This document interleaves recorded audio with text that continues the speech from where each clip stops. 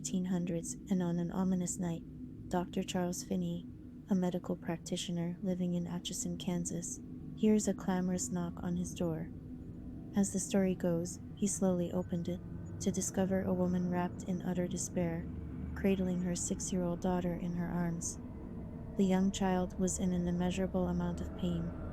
Dr. Finney observes that the girl's appendix was about to rupture, and he quickly takes her to his operating room without haste that was located in the basement of his home. Unfortunately, he incorrectly administered the wrong amount of anesthetic in a whirl of frenzy, and the girl died on his operating table screaming in pain as he cut into her. This is the widely spread origin of the story, and one of the most infamous haunted houses in America. While it makes for a spooky tale to date, there is no hard evidence to say it's true. However, there are some elements of this story that are. Charles Finney was in fact a medical practitioner that lived in the house. The house remained in the possession of the Finney family for years, and a number of them passed away within its walls. But there are no records that suggest a small girl named Sallie was ever treated there or lived there. In the early 1990s, Tony and Deborah Pickman moved into 508 North 2nd Street. What followed was one of the most well-documented hauntings to date. A big part of this was due to the TV series Sightings, which carried out numerous investigations into what they referred to as the Heartland Ghost. It all began very innocently. Everything appeared to be alright when they initially moved in, but after about a month, they began to notice strange noises. The lights would either flicker or dim. There were some little unusual happenings, but nothing stood out as particularly paranormal. Several times a night when they were sitting in front of the TV, the chains on their ceiling fans would spin, even when the fan wasn't turned on, giving the impression that someone was practically moving them. Nothing they perceived could not be explained by a gust of air or electrical problems. They contacted the landlord, but were unable to locate any electrical issues in the residence. Their son would frequently wake up during the night. He'd fall asleep in his nursery, and then wake up wailing practically immediately.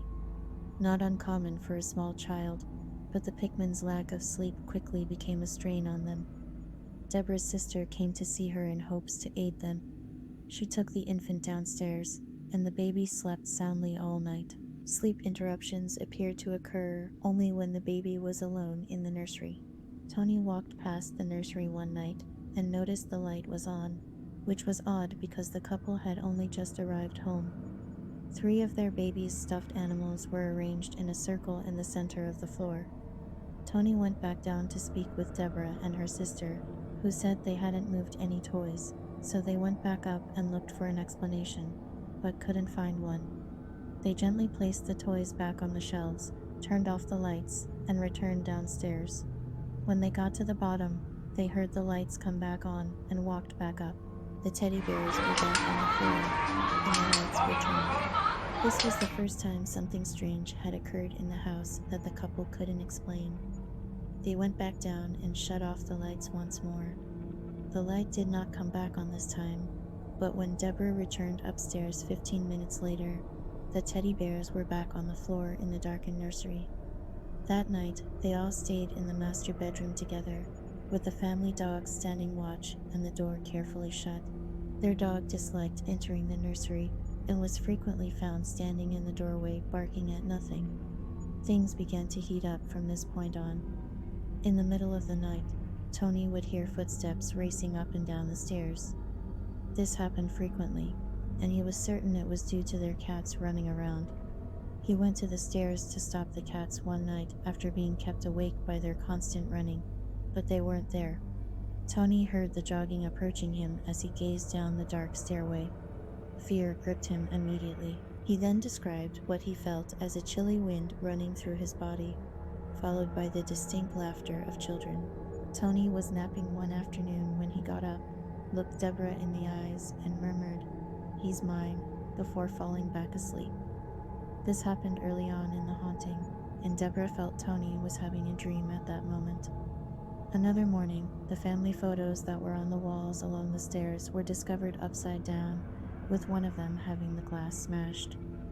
They would also notice that candles would melt without being ignited at random. In one case, the candle hadn't even been unwrapped. It was still coated in what was now a melted plastic wrapper on the candle. They discovered what appeared to be a small handprint in the wax. What was interesting was that the wick was not burned, but it was just as if something hot had been pressed against the wax of the candle. It wasn't long before the couple started to reach out for help, which ultimately led to the crew at Sightings visiting the property.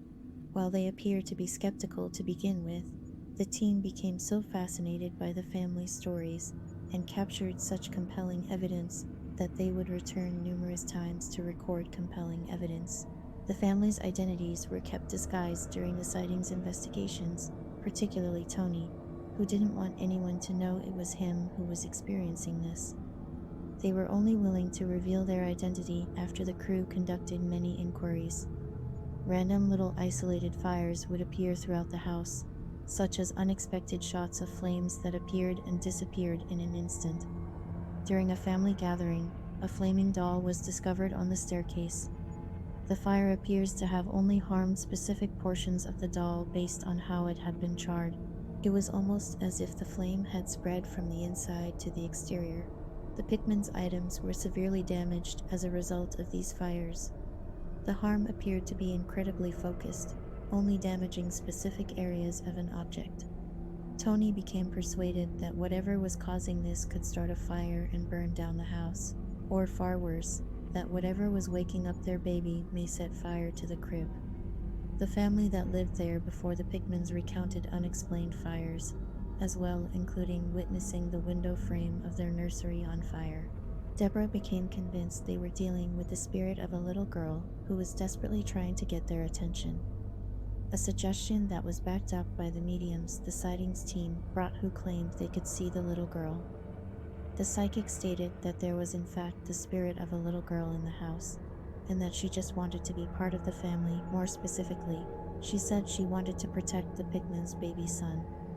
Deborah felt comforted by this and felt compelled to nurture the spirit that would later become known as Sallie.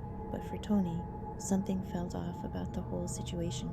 He felt uneasy in his own home, but it seemed Sallie was much more interested in getting Tony's attention, and not in a good way. One night, Deborah came out of the shower to find Tony complaining of a burning sensation on his leg. Sure enough, on Tony's leg was a bite mark. This was the first incident of whatever was in that house causing physical harm towards Tony, but it wouldn't be the last. It wasn't long after this that the violent scratches would appear. Tony would often find deep red scratch marks on his body. Some would bleed, while others would be accompanied by sharp pain. Some would appear without any pain at all. Whatever was in their home had certainly appeared to take a disliking to Tony Pickman. Tony came home from his night shift one morning and got a glass of juice from the kitchen. He turned around to see a little girl standing at the entrance to the basement door. She wore what he described as an old white outfit, the sort of thing a little girl might have worn to church in the previous century. She stared at him and looked terrified. Tony froze. It was only the realization that he could partially see through her that snapped Tony out of his almost trance-like state. He dropped his glass and ran upstairs to find Deborah. Tony later drew an image of the girl. Interestingly, a previous resident of the Sallie House claimed they had an imaginary friend while living in the house as a child. When they saw Tony's picture, they immediately recognized the girl as their imaginary friend. She called her Sallie. Other times, Tony saw what he thought was Deborah walking past him in the hall. She looked exactly like her, except she appeared to be wearing an old housemaid's outfit with her hair in a bun. But Tony is adamant that whoever this was had Deborah's face. He'd follow her into a room, only for the apparition to disappear. Tony saw more than one apparition in this house. Could whatever is residing in that house be taken in the form of others? A small child, Tony's loved ones, to lower their guard, to seem innocent and harmless, but deep down its intentions were much more nefarious. The possibility of this is potentially backed up by the next encounter Tony had. Tony was now hearing scratching in the walls when he laid in bed. He said it often sounded like several people were inside the walls whispering, but he could never make out what was being said. One night, he states he was laying in bed, and at the foot of the bed was a window. He saw what looked like dust particles blowing past the window, but gradually the particles grew darker and larger. It drifted towards the bed and slowly took the form of what appeared to be a woman, an older lady all dressed in black. She floated towards Tony. The drawers on either side of the bed were slamming open and shut. The waterbed that Tony was laying on was flopping around like crazy. He couldn't scream. The woman got closer and closer.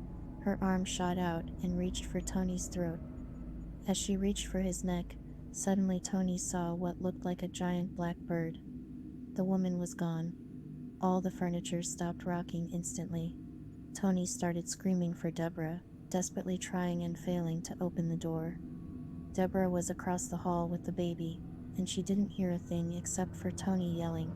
A case of sleep paralysis certainly seems to be the case, but when combined with all the other phenomena taking place in the house, it becomes a little harder to discount. Tony was beginning to fear for his sanity. This wasn't the only nighttime visit of a shape-shifting creature that Tony would experience. Tony also saw something that appeared to be the little girl approaching his bed again. In the dead of night, the girl reached out for him a number of times, but Tony kept resisting. Suddenly, the girl let out what sounded like a growl. Then it began to transform into something else, something on all fours hunched over with worms hanging off its melted flesh. Each time, the sightings crew would come to visit. The phenomena Tony was experiencing would get much worse. The crew would often check Tony for scratches anytime he was going to be left alone. For example, when he went to the bathroom, just to make sure he wasn't doing them to himself. Many members of the sightings team were skeptical of the whole thing, but then saw scratches appearing on Tony right before their eyes. Now welts began to form on his stomach. Then the team was shocked to discover mysterious welts forming on his forehead. The initials Make were scratched onto Tony's body on camera while the sightings crew were filming. A strange coincidence since the house itself was built by a Michael C. Finney. Tony would also hear voices saying horrible things, such as telling him to kill Deborah.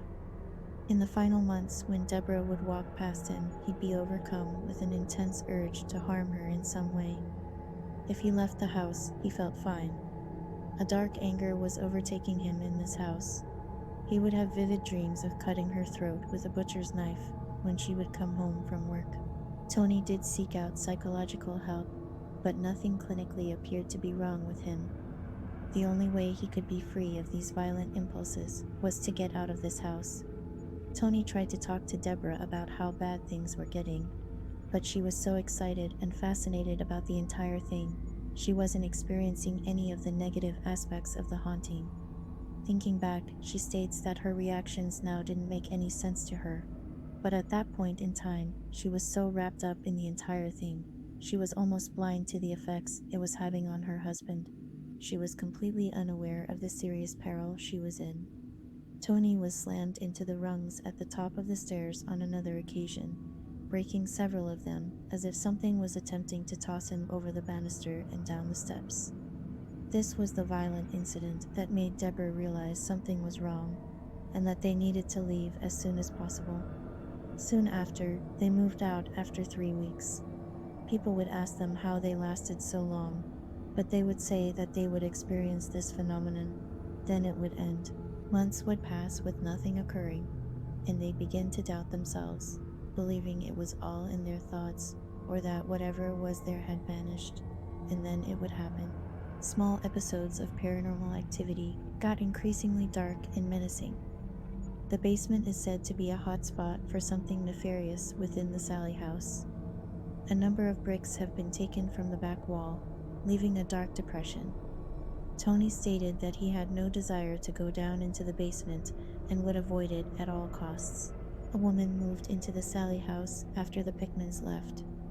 The landlord was summoned shortly after, and she had reportedly been trashing the place. The woman was evicted promptly by the landlord. When he visited the property, He noticed a number of unusual symbols and names on the walls in the basement. The woman drew a pentagram in the middle of the floor. According to reports, the woman was primarily using the property for whatever ceremony she was attempting to do. The Sallie House has been explored by many paranormal researchers in TV shows, including the popular show Ghost Adventures, in which the host took Deborah and Tony Pickman back to the house. Many visitors to the Sallie home indicate that no matter how terrible their experiences inside its confines were, they felt compelled to return again and again.